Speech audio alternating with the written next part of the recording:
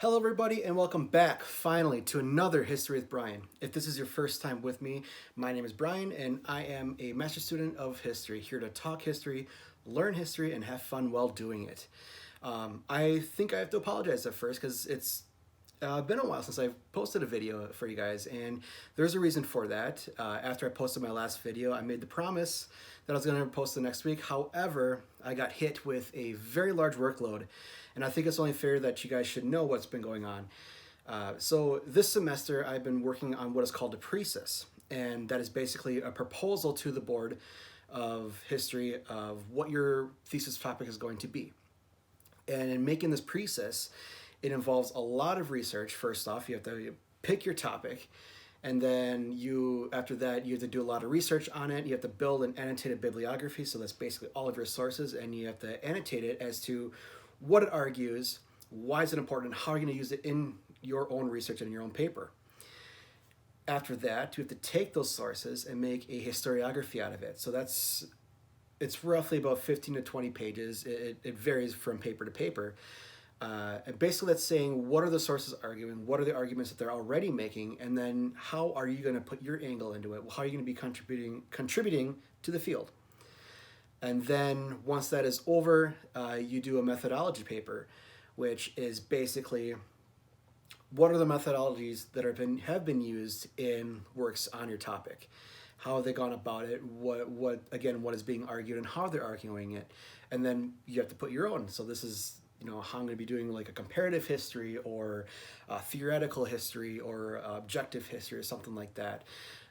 So that takes a lot of work. And the reason why it's been so hard on me, I believe, is that my angle has changed quite a bit in the past couple weeks.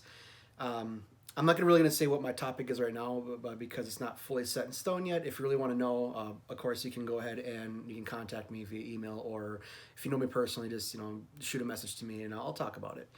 But for purposes right now, because I can get into it and drone on about it, basically, I'm not going to talk about it. But yeah, that's been putting a lot of work on me, and I've been stressing out about it, and I just simply didn't have time to make a video, and I apologize to you guys, because I said I'd be doing it just about every single week. And hopefully from here forward, I can try to get videos out more often for you guys.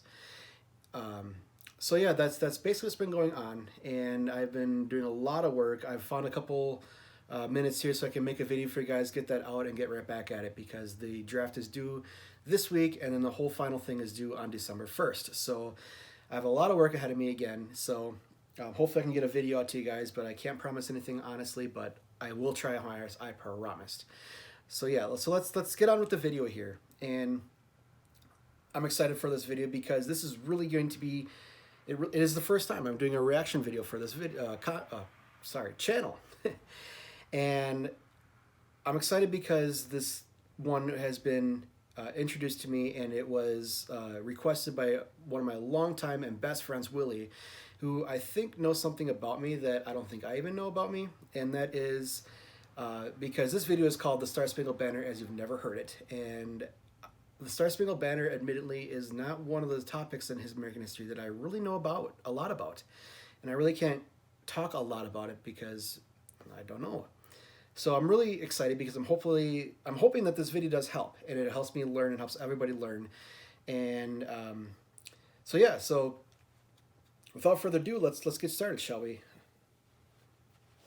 And see what we can learn about this.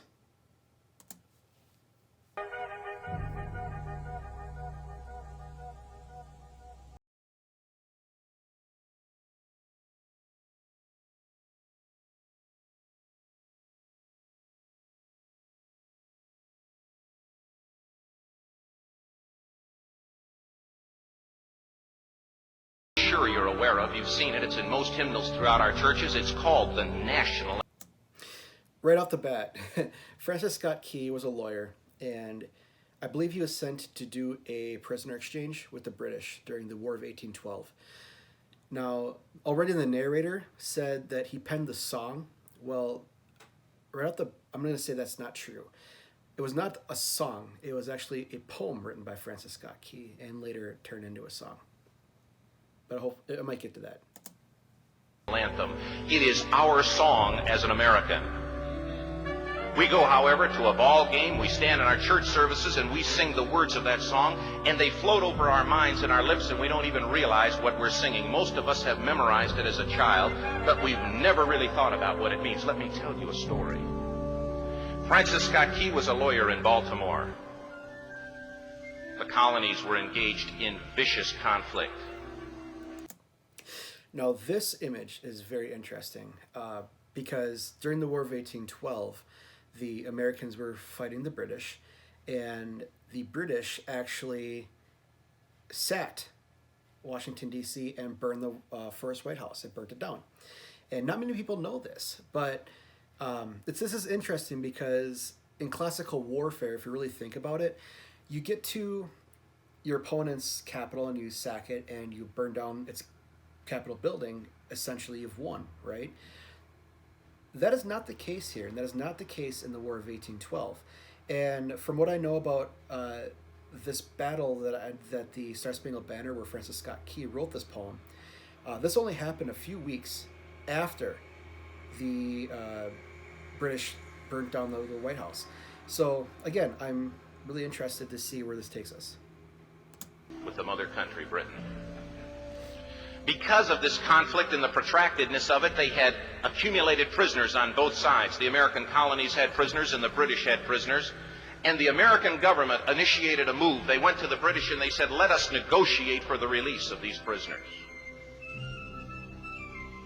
They said, we want to send a man out to discuss this with you. They were holding the American prisoners in boats about 1,000 yards offshore. And they said, we want to send a man by the name of Francis Scott Key. He will come out and negotiate to see if we can make a mutual exchange. On the appointed day, in a rowboat, he went out to this boat and he negotiated with the British officials. And they reached a conclusion that men could be exchanged on a one-for-one basis. Francis Scott Key, jubilant with the fact that he'd been successful, went down below in the boats, and what he found was a cargo hold full of humanity, men. And he said, men, I've got news for you tonight. You're free. So this is also interesting. Now, if you know anything about these prisoner ships during these colonial times and even after that in warfare, that these were very, very bad places to be in with very deplorable conditions. They were wrought with diseases like scurvy and dysentery, smallpox, things that were deadly to man at those times and probably still will be. And you didn't want to be caught in one of these places because basically being imprisoned on one of these ships meant almost certain death, because your chances of going out and getting prisoner exchanges and such was not in your favor. So yeah, you don't want to be caught in one of these. They're pretty bad places. He said, tonight I have negotiated successfully your return to the colonies. He said, you'll be taken out of this boat, out of this filth, out of your chains. Which would have been great news to these guys. As he went back up on board to arrange for their passage to the shore, the admiral came and he said, we have a slight problem. He said, we will still honor our commitment to release these men, but it'll be merely academic after tonight. It won't matter. And Francis Scott Key said, what do you mean? He said, well, Mr. Key, he said, tonight we have laid an ultimatum upon the colonies.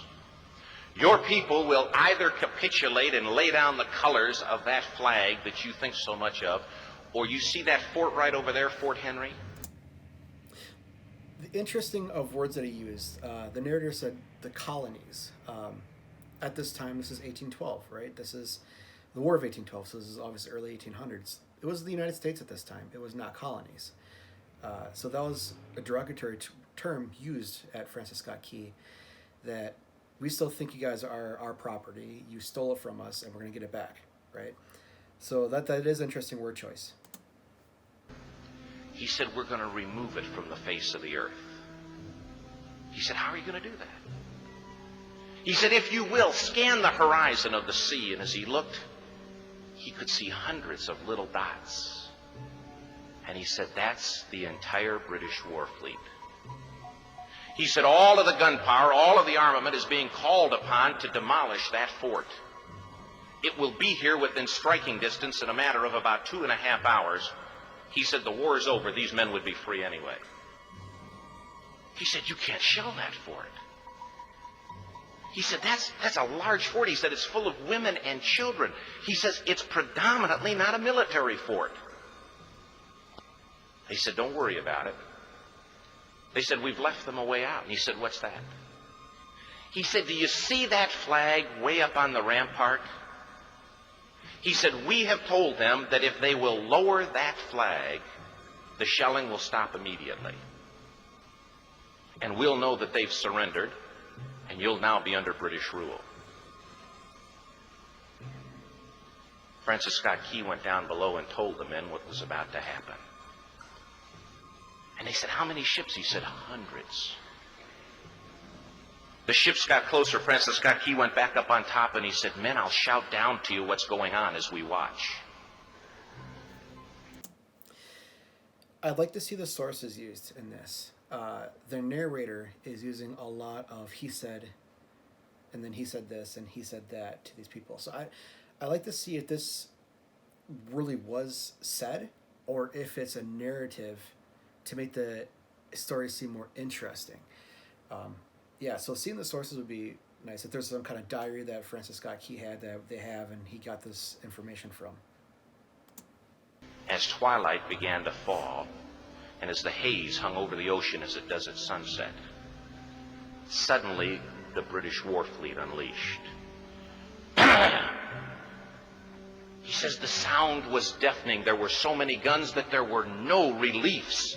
He said it was absolutely impossible to talk or hear. He said suddenly the sky, although dark, was suddenly lit. And he says from down below, all he could hear the men, the prisoners, saying was, tell us where the flag is. What have they done with the flag? I wonder if that's true or not. Is the flag still flying over the rampart? Tell us. 1 hour, 2 hours, 3 hours into the shelling, every time the bomb would explode and it would be close to the flag, they could see the flag in the illuminated red glare of that bomb, and Francis Scott Key would report down to the men below, it's still up. It's not down. The admiral came and he said, your people are insane. He said, what's the matter with them? He said, don't they understand this is an impossible situation?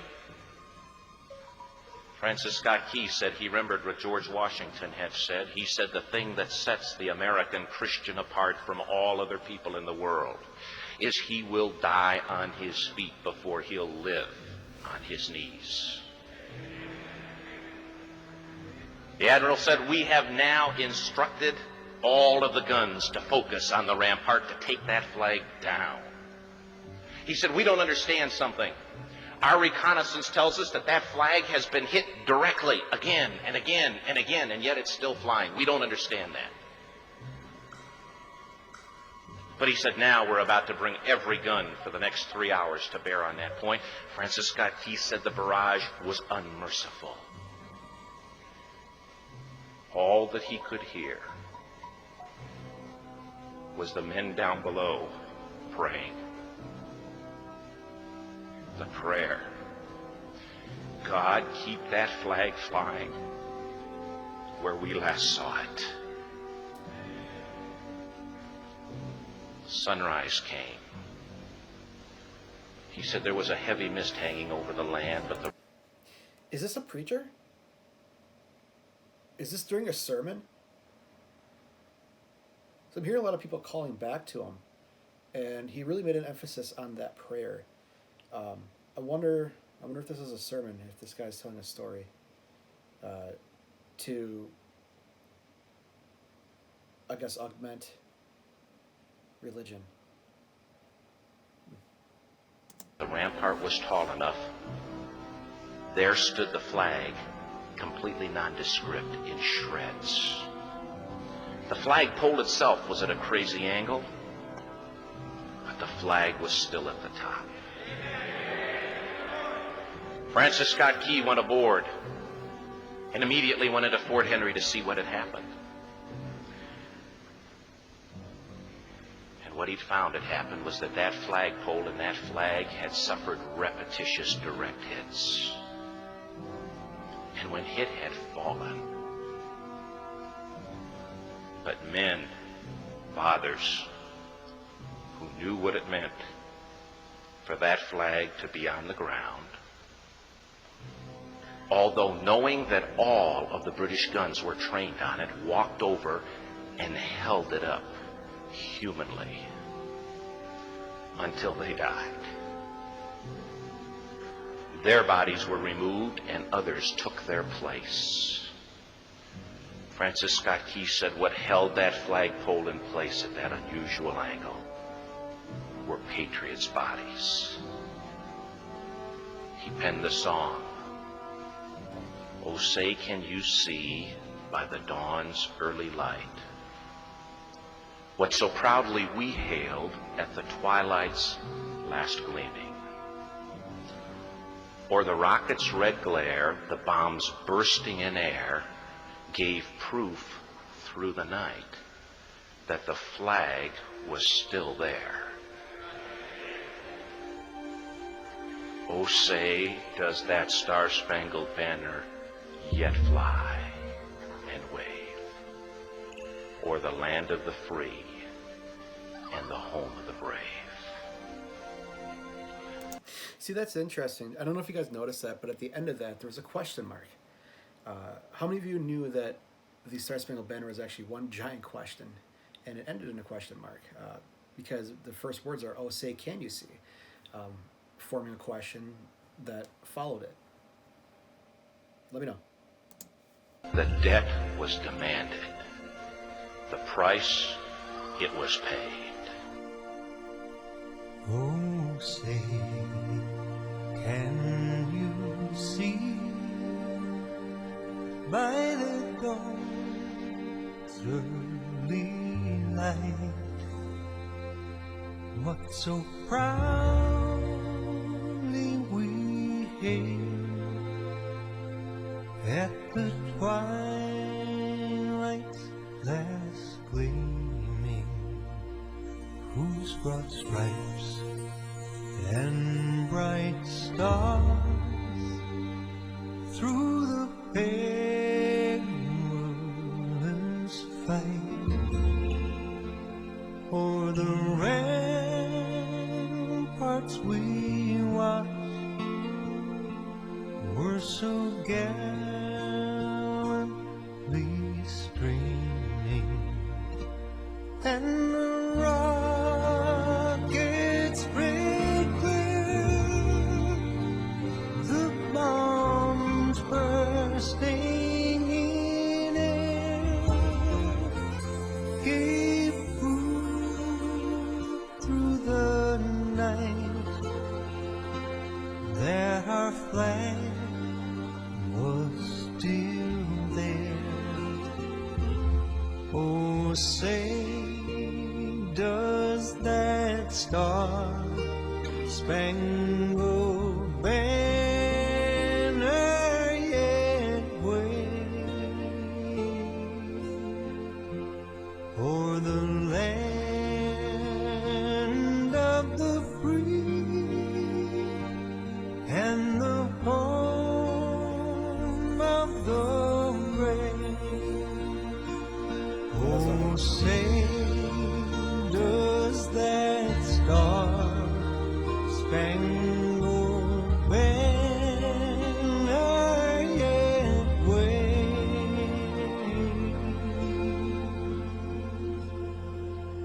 o'er the land of the free and the home of the brave?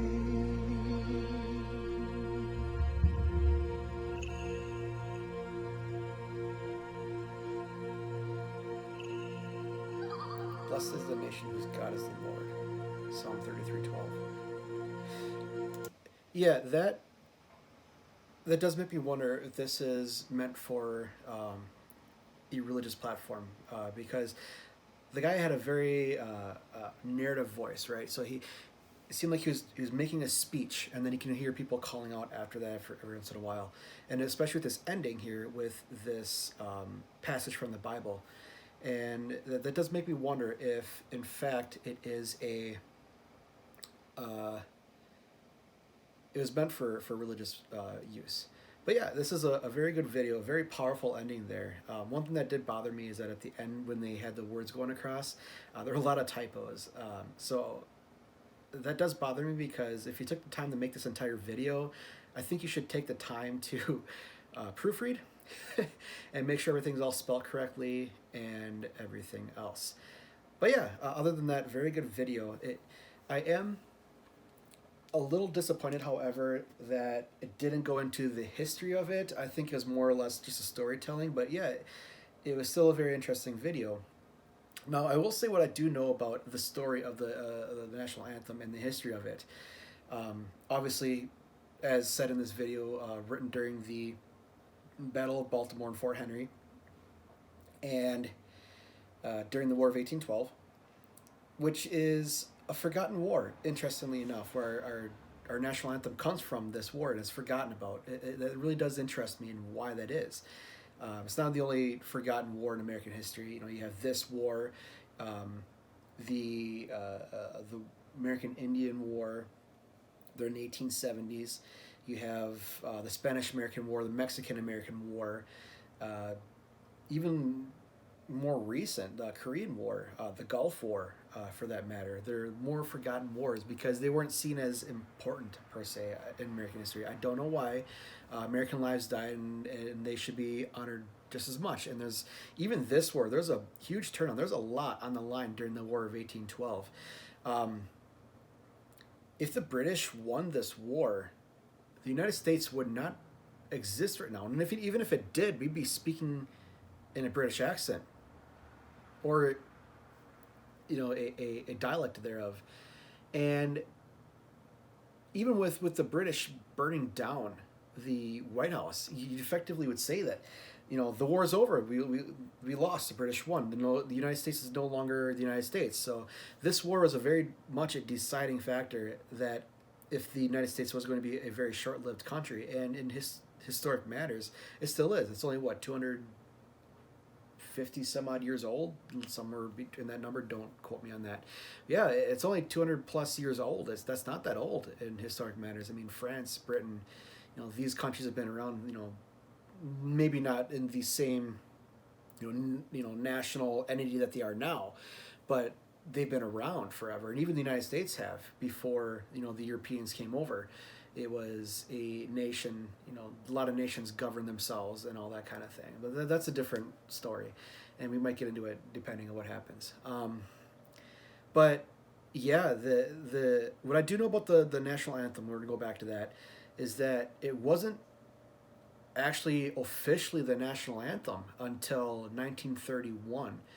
President Hoover signed it in officially, and it was in contention with three other songs. It was the Star Spangled Banner, it was America the Beautiful, My Country 'Tis of Thee, and one other one. I forgot what the name of it was. I think it started with an A.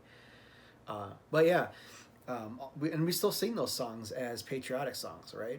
America the Beautiful. They do it every single year, right around the 4th of July.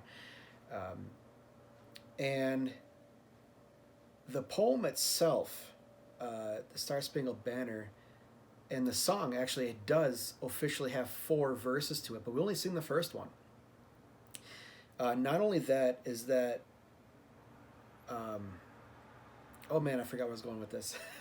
But anyway, that bothers me. I just had a thought and it went away. Well, anyway, I guess if it went away, it doesn't really matter. But yeah, this was a very interesting video. I really liked it. It had a powerful message. It was more of a narrative of how, I guess the metaphor for it is that how America stands tall against oppression, against its attackers, and the Star Spangled Banner, being the flag itself, is being called, the banner is a flag or something that represents something else. It's like, you have Old Glory standing up there. It represents the United States. And the poem is basically saying that no matter how much you throw at us, you can beat us down, you can do everything you want to us, but we're still going to stand tall and we're still going to be here. And I think that is one of the main reasons why, this is just personal opinion, one of the reasons why it won to be the national anthem, because it does show how resilient we can be and as a nation and against our attackers. But yeah, the video gave a lot of important notes to really think about, and I guess a lot of things to question. Again, I have questions. I want to see the sources on this, and so if you want to do some further research, if you'd like, and just let me know in the comments below what you think of it and what you have found out. If there's something you know that I didn't talk about, please let us know in the comments. And again, you can contact me if you have any suggestions for videos in the future. You can email me, but let me know in the comments below what you thought. If you like this video, leave a like, subscribe. If you want to see more from the creator of this video, I'm going to leave a link of that video down below so you can click on it and see what else they've done. Give credit to those guys. They do a really good job, I think. So yeah, I think I'm going to end the video right here. It's been long enough. You guys have been listening to me long enough. So yeah, like, subscribe, let me know if you liked it. Let me know in the comments. This is History with Brian. My name is Brian, and we'll see you next time.